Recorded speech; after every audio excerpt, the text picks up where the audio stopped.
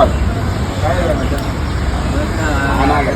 अरे तुम्हाला माहिती आहे का मॅजिक मुमेंट नवीन जामून सोडा? हा माहिती आहे ना. कशामध्ये प्यायला आवडेल? पाणी. नाही रे, मला तर स्प्राईट मध्ये चांगलं नाही वाटतं. रे भाऊ, सोडामध्ये अरे चांगलं नाही रे, वाटतं. अरे नाही भाऊ, सोडामध्ये चांगलं वाटतं. एक मिनिट थांबा, आपण जेमिनीला विचारू. हॅलो जेमिनी, मी मराठीत बोलू शकता का? हो नक्कीच, तुम्ही मराठीत बोलू शकता.